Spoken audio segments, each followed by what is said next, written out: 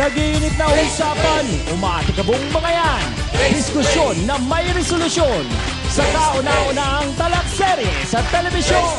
Face to face now with Miss Ami Perez. Hi! Sa lahat ng ating mga sausawero at sausawera, handa na po ba tayo sa talakan? Saan po ba kayo? Sa puti o sa pula? Sa Okurayan, ready na rin ba? Kamusta ka naman, ha? Ay, naku, Chang! Masaya dahil ready na rin dito! Sausawa na! Saan tayo? Face to face na! Ating pag-usapan, aminan, awayan at nagukrayan. Gusto mo bang makisaw-saw, tara na kaibigan, bangayan ay solusyonan. Face to face, Sinong sisimango? face to face, Sinong ngingiti? face to face, Ang mga problema, face to face. pag talikuran, harapin mo, face to face. Hello mga kapatid! Naku, talagang ramdam at langhap na natin ang lamig ng simoy ng hangin kahit saan. Talagang malapit na nga ang Pasko at naku, natatakam na tuloy ako sa bibingka at puto bumbong. Parang gusto ko yata. Alam ko mga kapatid na takam na rin po kayo sa ating issue na tatalakayin ngayong araw na ito. Pero bago yan, hello muna po sa lahat ng mga suki nating sumusubaybay, hindi lamang sa kanilang mga telebisyon, kundi pati na rin po sa internet, sa ating fan page sa Facebook. O eto po ang isang komento galing kay Kids Ponce. Hello po, we're from Doha, Qatar. And while having our holiday today, we enjoy watching your show. Ang galing! Kasi, kaya keep up the good work, guys. And more power. Maraming salamat! Eto naman po, galing kay Prince Rex Angara. Hi, Ma'am Ami. Lagi po kaming nakatutok sa palabas ninyo. Pati na rin po yung Untold Stories. Ay, salamat naman. Pakibati po kami dito sa Baler, Aurora. Hello sa mga kababayan natin dyan. Sa Aurora, lagi po na kaabang sa inyo. Wish you all the best para po sa programa ninyo. Love you, Ate Ami. I love you too. Maraming salamat. Sa mga hindi pa po nakakaalam, meron po kaming fan page sa Facebook. Hanapin nyo lamang po Face to Face on TV5.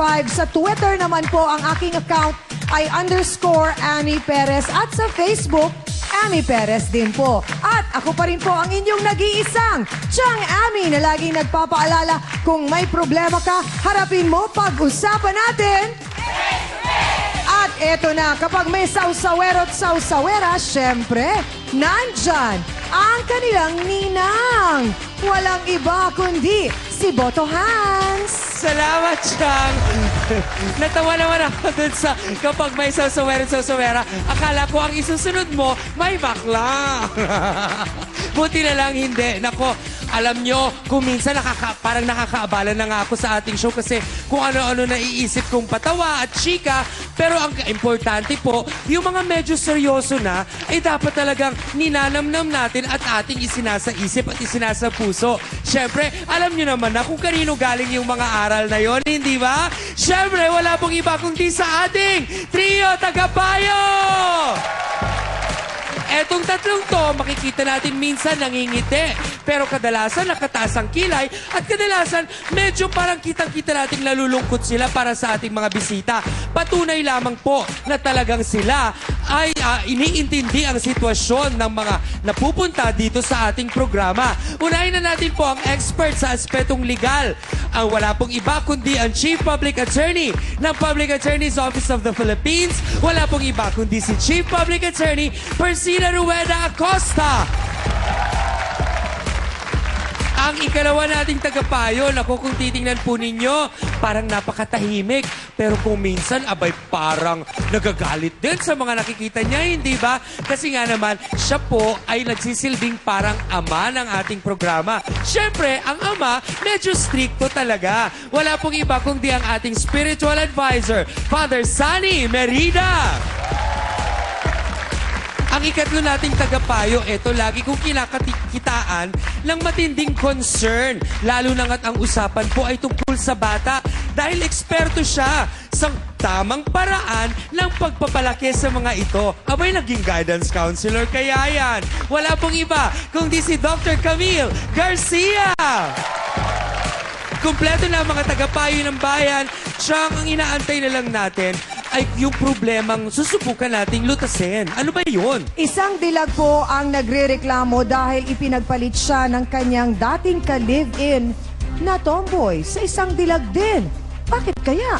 Yan po ang ating face-to-face issue of the day. Isang dating kasintahan, abay, handang magiganti, maibalik lang ang dating iniibig. Tagal ng relasyon namin, binaliwala niya lang yun.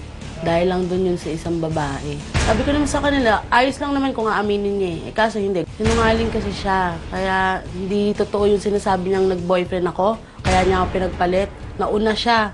Ewan ko po sa kanya kung bakit niya po dinidinay. Pero huling-huli naman po siya sa akto. Kumbaga, pinapakasamahan niya lang ako kasi yung buong sahod ko, yung binibigay ko sa kanya, tapos pinapapangkot na naman pala niya. Hindi na rin biro sa akin yung 6 na buwan na nagsama kami. Hindi ganun kadaling bitawan yun. Ganun niya lang ako bibitawan dahil lang doon. Hindi ako papayag ng ganun. Totoo pong pinagpalit ko siya, siya naman po yung may kasalanan. Di ko siya, maalagain, pabaya po siya. Para sa akin po, wala na po akong kay Angel, nararamdaman. Ginagawa mo kasi akong kaya sige, hanggat kaya ko, magtiisan tayong dalawa. Hindi kita ganun kadaling bibitawan. Sa paghaharap ni Angel at Luis, muli kayang manumbalik ang dating pagmamahala nila? Alamin po natin yan dito sa Face to Face. Mga ka-face-to-face, inireklamo po niya ang kanyang dating live-in partner dahil siya raw po ay iniwan at pinagpalit sa ibang babae. Narito po, pag-usapan natin yan. Angel de Guzman, pasok! Face to face! Face to face! Face to face! Angel, sa iyong palagay, bakit ka ipinagpalit ng iyong ka-live-in sa ibang babae? Hindi ko po alam yung dahilan talaga. Wala kang alam na naging pagkukulang mo o pagkakamali mo sa relasyon ninyo? Wala naman po. Sino ba itong ka-live-in partner mo? Si Luis po. Luis. Yung pangalan. Saan kayo nagkakilala ni Luis? Sa dati ko pong trabaho. Okay. Tapos, lagi pong, yung pinagtatrabahan ko po kasi, yung katabing bar na pinagtatrabahuan niya rin. Doon, ngayon po, pagka day off namin, doon po kami pumupunta sa kanila. Gimmick, parang ganun nga. Tapos hanggang sa dumating sa punto na nagkakakilala na kami, nahatid niya ako, nagsasabay kami umuwi. So, unang naging magkaibigan muna kayo. Opo. Okay. So, gaano kayo katagal parang nagligawan? Siguro po may 2 months. Ito ba ang unang pagkakataon na nakipagrelasyon ka sa isang tomboy? Opo. Ilang buwan kayong nagsama, Angel? 6. 6 na buwan. Kailan nagsimula na medyo nagkaroon na ng problema sa relasyon ninyo? Ito lang pong mag-iisang buwan na. Anong nakita mo na naging problema? Yun po yung inano ko, yun po yung naisip ko na nanlamig na siya sa akin. Third party po kagad yung inisip ko. Kasi po, So parang kinutubang ka, gano'n, na may Apo. ibang babae. At saka po kasama na po yung sinabi ng mga dati kong katrabaho na nakikita nga daw nila si Luis na may... Kasamang iba? Oo. Dun sa So pinagtatrabuhan. napatunayan mo talaga na may iba? Tinatanong ko siya kung totoo. Hindi siya umamin. Kasi napag-alaman namin sa research na kaya daw pala parang nanlamig si Luis sa'yo kasi meron daw lalaking nanliligaw sa'yo. Gano'n ka totoo? Ano na po yon, naging kami nung lalaki, nung nalalaman ko na po na may third party na siya. Kumbaga po, ang nangyari lang po sa amin, hindi niya inaamin sa akin, nagalit ako. Iyon, inano ko po. Gumanta ako sa kanya. Ayun po yung totoo. Hindi kaya marahil, Angel, ay hindi ka handa sa ganong klaseng relasyon at talagang para ka sa isang lalaki, hindi kaya?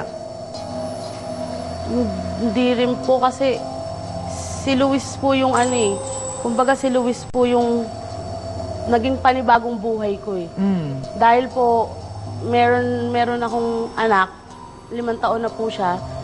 Pagkatapos nung relasyon ko sa lalaki, Kaya ka ba nandito dahil gusto mo makipagbalikan sa kanya? Nandun na po yun. Opo. Diretsa tanong, Angel, mahal mo pa ba si Luis? Opo. Ha? Opo. Mahal mo talaga siya. Kaya naman mga kasausawan, para malaman natin ang panig niya, narito po, tawagin natin ang dating karelasyon at ka-live-in po ni Angel na ipinagpalit daw siya sa ibang babae. Narito po si Maria Luisa Gonzalez. Pasok!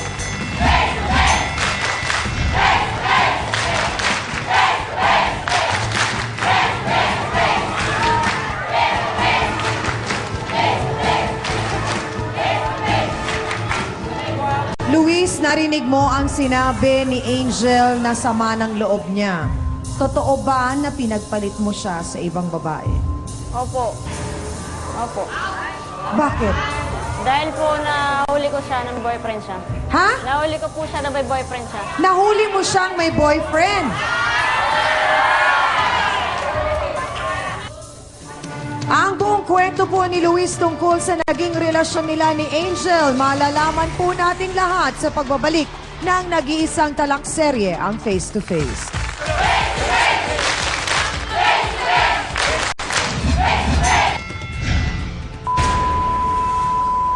Nagawa mo pa kung Ha? Ha? Ano? Huwag ka magsaya sa pangit mo! Ano mo itsura mo? Sandali lang! Face to face, pag talikuran, harapin mo, face to face.